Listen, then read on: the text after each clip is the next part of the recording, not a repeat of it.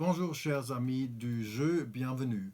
Aujourd'hui, j'aimerais vous parler d'un jeu extraordinaire qui se trouve dans la collection du musée suisse du jeu à la Tour de Paix.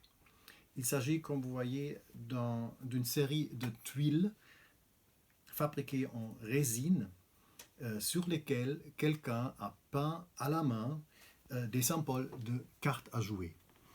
Toutes les quatre enseignes d'un jeu de cartes normales sont représentées, le trèfle, le cœur, le pique, le carreau, du roi, le roi, la reine, le valet, et puis les cartes de 10 jusqu'à l'as. Et chaque tuile existe deux fois. Probablement, ce jeu a été fabriqué au début des années 60 à juger de la coiffure de la très sympathique reine de cœur ici. Ce qui est remarquable de ce jeu est le fait que les tuiles en origine appartenaient à un jeu de mahjong. Vous connaissez peut-être le jeu de mahjong, un jeu qui est arrivé de la Chine après la Première Guerre mondiale et qui a fait une grande vague entre 1920 et 1924 surtout.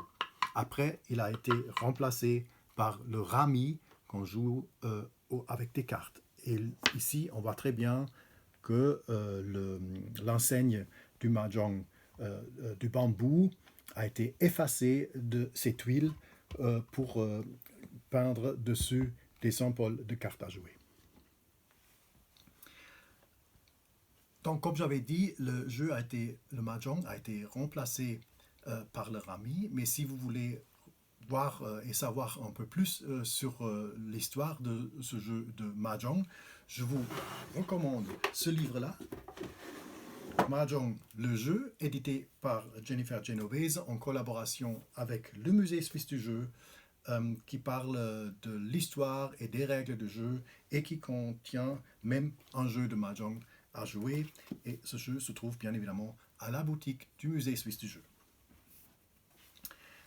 Or, il y a une autre histoire encore à raconter, parce que les tuiles ici, avec les symboles de cartes à jouer, sont un peu entre deux.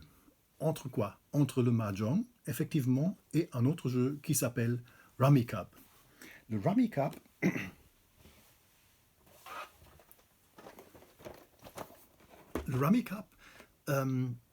est un jeu similaire où on a remplacé effectivement tous les symboles de cartes aussi, simplement par une série de chiffres de 1 à 13 et en 4 couleurs.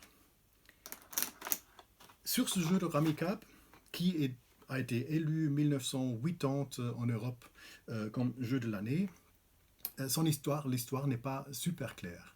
Alors normalement, on dit que un certain Efraim Herzano en Roumanie aurait inventé ce jeu dans les années 30-40 parce qu'en Roumanie, à l'époque, le jeu de cartes a été interdit et donc il a cherché et trouvé une alternative parce qu'il était un grand fan du jeu de rami, effectivement.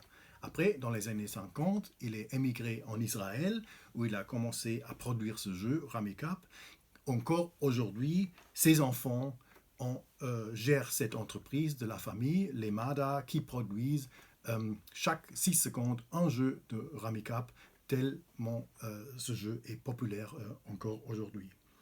Mais donc, cette histoire, c'est l'histoire de la famille Herzano qui raconte ça. Ici, dans cette version du Rami édité par Peri, il y a un autre créateur qui est mentionné, un certain Ivan Budacek, qui aurait inventé ce jeu aussi dans les années 20 en Roumanie. Un peu la même histoire, mais une autre personne. Ce jeu de Rummy Cup est devenu extrêmement populaire aujourd'hui aussi en Turquie, mais on ne sait pas non plus comment ce jeu est arrivé en Turquie. En Turquie, le jeu s'appelle OK et on le joue effectivement avec cette même série de quatre couleurs de tuiles numérotées de 1 à 13. Et ce jeu est pratiqué par les hommes aujourd'hui en Turquie dans les cafés où il pratique ce jeu pratiquement toute la journée. C'est un fabuleux jeu, très sympa, à jouer à 4, aussi en famille. Alors, merci pour votre attention et à la prochaine.